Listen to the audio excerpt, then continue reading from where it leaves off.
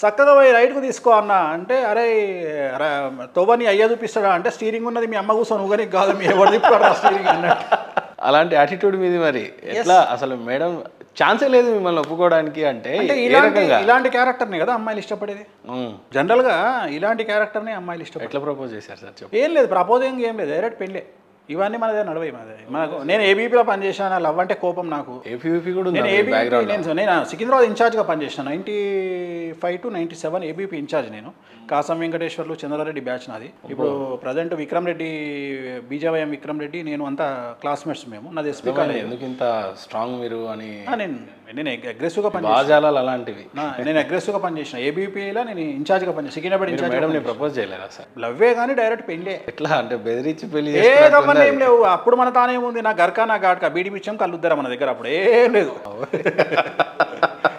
అప్పుడు మన దగ్గర ఏం లేదు, బీడి పిచ్చం కలుద్దారా ఏం లేదు, అంతే ఏం లేదు. ఒక పనికి మన ఎస్పా తప్ప, నా ప్యాంటు షర్ట్ తప్ప మన దగ్గర ఏం లేదు.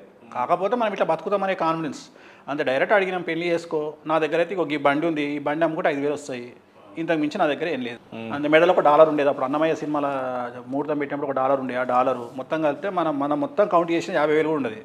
ఇగో నా జీవితం ఇది, నా మీద పెళ్లి చేసుకో, లేకుంటే లేదు. ఉద్యోగం కూడా లేకుండా పెళ్లికి ఏం ఉద్యోగం మాట మీరు చాలా పెద్ద మాట మాట్లాడారు. నా గర్కా నా ఘాట్కా చెప్తున్నా కదా, బీడి పిచ్చాం కళ్ళుద్దారా, ఇంతకంటే పెద్ద మాట నేను మాట్లాడే. ఇక అట్లాంటి స్టేజ్లో నన్ను పెళ్లి చేసుకుంది. సో అట్లాంటి స్టేజ్ని నన్ను గెస్ట్ చేసి పెళ్లి చేసుకుంది అంటే ఇక నేను ఆమెను ఎట్లా చూసుకోవాలి? సో నేను ఒకటే చెప్తాను, నేను ఈ సమాజానికి, ప్రస్తుత సమాజంలో నేను చెప్పేది ఏంటంటే, పెళ్లి అనేది చాలా కష్టమైన సందర్భంలో భార్యను బిడ్డగా చూసుకుంటే సక్సెస్ ఉంటుంది. సో నేను ఎప్పుడు నా భార్యను బిడ్డగానే చూసుకున్నా తప్ప నేను భార్యను భార్యలాగా చూసుకోలేదు. ఎలా ఉంటుంది సార్ మీ ఇద్దరి బంధం కానీ బాండ్ కానీ? ఏముండదు ఇంకా. అంటే అదే చెప్తున్నా నేను, అంటే అబద్ధాలు ఏమి ఉండవు లైఫ్లో.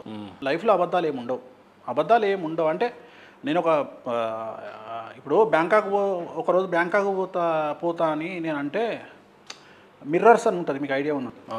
మిర్రర్స్ విజయలక్ష్మి అని ఫేమస్ ఆమె అన్నది, ఏంటి శ్రీవాణి గారు ఆయన బ్యాంకాక్ అని చెప్తుండు, మీరేమో బ్యాంకాక్ ఆయనకు పర్మిషన్ ఇస్తారు, ఎందుకు శ్రీవాణి గారు అంటే, ఏమండి బ్యాంకాక్ అంటే మీకు ఎంతసేపు అదే అవనా అండి? బ్యాంకాక్లో ఫ్రూట్స్ బాగుంటాయి, బ్యాంకాక్లో వైట్ శాండ్ బాగుంటుంది, బీచ్లు బాగుంటాయి, చాలా ఉంటాయి. అయినా ఒకవేళ వెళ్ళి మసాజ్ చేయించుకుంటే తప్పే ఉందండి. ఆయన పడే స్ట్రెస్కు, ఆయన ట్రోల్ చేసే విధానానికి, ఆయన అనుభవిస్తున్న కష్టానికి పోనీయండి 4 రోజులు ఉంటే రిలాక్స్ అయ్యి వస్తాడేమో, అంతకంటే ఏం చేస్తామని అంటది. అంటే దీన్ని తప్పు తీసుకుంటారేమో కానీ నా స్ట్రెస్ ఆమె గుర్తిస్తుంది అక్కడ. అది అర్థం కాదు జనాలకు. ఇప్పుడు ఎంతో మంది సూసైడ్ చేసుకొని చచ్చిపోతున్నారు ట్రోలింగ్కు. అట్లాంటిది నేను సర్వైవ్ అవుతున్నా అంటే నాకు తన సపోర్ట్ ఉండడం బట్టే కదా నేను సపోర్ట్ అయ్యేది. ఇవాళ నేను నిలబడ్డా అంటే, ఇప్పుడు ఎంతసేపు రాకెట్ ప్రయోగానికి ఇంజన్ ఎవడు గుర్తించడు, రాకెట్నే గుర్తిస్తారు. కానీ ఇంజన్ అనేది కక్షలోకి ప్రవేశించడానికి ప్రధానమైనటువంటి వస్తువు. ఆ వస్తువు ఒక కక్షలోకి వెళ్ళిన తర్వాత ఇంజన్ ఊడిపోయి సముద్రంలో పడిపోతుంది. కానీ అక్కడి వరకు కక్షలోకి వెళ్ళడానికి అది ప్రధానం. ఇవాళ వేణుస్వామి కక్షలోకి వెళ్ళడానికి ప్రధానమైనటువంటిది నా భార్య. మళ్ళీ లవ్లో పడాలేమో ఇప్పుడు మేడం మళ్ళీ. తను విచిత్రమైన విషయం, మనం ఇంటర్వ్యూ చేసే టయానికి తను బ్యాంకాక్లో ఉంది. ఇది కదా జాతకం. మా పాప అందరు కలిసి బ్యాంకాక్ వెళ్ళారు. సో షాపింగ్కి ఏదో వెళ్ళారు. తను ఐ థింక్ ఒక 1 వీక్లో ఒక మీకు చాలా పెద్ద ప్రోగ్రాం చేయబోతుంది భారతదేశంలో. చాలా పెద్ద ప్రోగ్రాం. తన వైపు ప్రపంచమంతా చూసే పరిస్థితి వస్తుంది. I'm very happy. నా జీవితంలో నేను నా 15-20 ఏళ్ళ సర్వీస్లో మిమ్మల్ని చాలా తక్కువ అంచనా వేసినా, బట్ మీరు ఖతర్నాక్ తెలియరు. మీరు అడిగిన ప్రశ్నలు అబ్బో మామూలుగా లేవు. మొన్న చిన్నజీవ స్వామి వారి ఇంటర్వ్యూ చూసిన. సో మీరు చాలా బాగా చేశారు. అండ్ ఇవాళ కూడా నేను చూసిన. Extremely good. I'm very happy. అంటే ఒక సాటిస్ఫాక్షన్ ఉంది. జనరల్గా నాకు పెద్ద విషయం ఏం లేదు. మీరు అబ్జర్వ్ చేసి ఉంటారు, నేను వచ్చి కూర్చొని ఎక్కడ కూడా నా దగ్గర పేపర్ పెన్ను కానీ ఏం లేదు. మీరు అబ్జర్వ్ చేసి ఉంటారు. సో ఏ ఇంటర్వ్యూకైనా ఇవాళ వరకు నా జీవితంలో ప్రిపరేషన్ అనేది లేదు. వచ్చి ఇట్లా కూర్చొని ఇట్లా చెప్పేసి వెళ్ళిపోతాను నేను. ఇవాళ కూడా అట్లే చేసిన. బట్ మీరు అడిగింది చాలా గొప్ప విషయాలు అడిగారు. చాలా అంటే ప్రశ్నలు అడగకుండా చాలా విచిత్రంగా అడుగుతున్నారు. మీరు అడిగే విధానం చాలా కొత్తగా ఉంది. నాకు కొత్తగా ఉంది. అదేదో ఎర్ర లేకుండా మీరు గాలం వేసి చేపనలా అవుతారు. మీరు చాలా వెరైటీగా ఉన్నాయి మీ ప్రశ్నలు. Thank you so much sir. అనేక ట్రోల్స్లను ఎదుర్కొన్న తర్వాత ఇంత ధైర్యంగా, ఇంత గట్ ఫీలింగ్తో నిలబడ్డ మీ ధైర్య సాహసాన్ని ఏ రకంగా చూడవచ్చు అంటే, యంగ్స్టర్స్ చాలా విధాలుగా నేర్చుకోవచ్చు. చిన్న కష్టాలకే భయపడిపోయిన తర్వాత కోట్లాది మంది, లక్షల మంది కాదు, కోట్లాది మంది శత్రువులాగా ఎవరున్నారో అందులో తెలీదు. అంటే ఒక మందలాగా ఉన్నప్పుడు పులి ఎవరో నక్కెవరో తెలీదు. అది 2 మందలుగా విడిపోయినప్పుడే తెలుస్తుంది. అయితే మీకున్న ఫ్యాన్ బేస్ ఎంత పెద్దదో, ట్రోల్ బేస్ ఎంత చిన్నదో అది రాను రాను రోజుల్లో ఖచ్చితంగా తెలుస్తుంది. అండ్ చివరిగా సార్, మీ జీవిత ఆశయం గురించి అడిగినప్పుడు చాలా గొప్పగా చెప్తారు, చాలా ఏదో మాయమాటలు చెప్తారు అనుకున్నా. బట్ ఎవరికైనా ప్రధానంగా ఫ్యామిలీయే ఇంపార్టెంట్.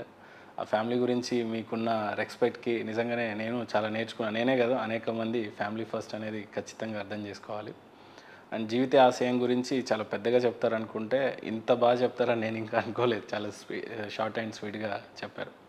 అండ్ ఫైనల్గా అడుగుతున్నాను సార్, 2 తెలుగు రాష్ట్రాలకి వేణుస్వామి తెలియని గడపలే లేవు అన్నంతగా రీచ్ అయ్యారు మీరు.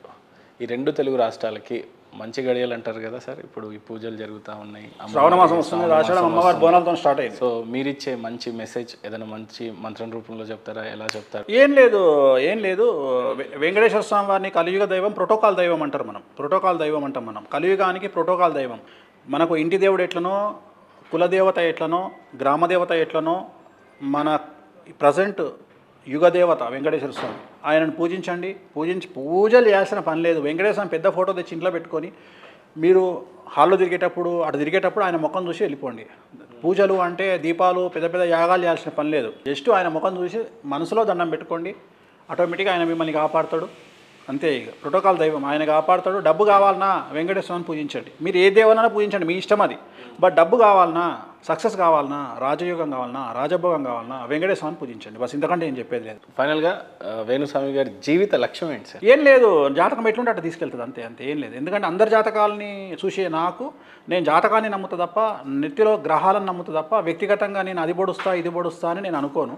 సో నేను అదే చెప్తున్నా, నా సంకల్పం ఒకటే. నేను ఎవరికి పూజ చేసినా ఒకటే, భగవంతుడు ఈ విల్ డిసైడ్ ఏం కావాలి అనేది. మనల్ని పుట్టించిన భగవంతుడికి మనకంటే చాలా బాగా తెలుసు.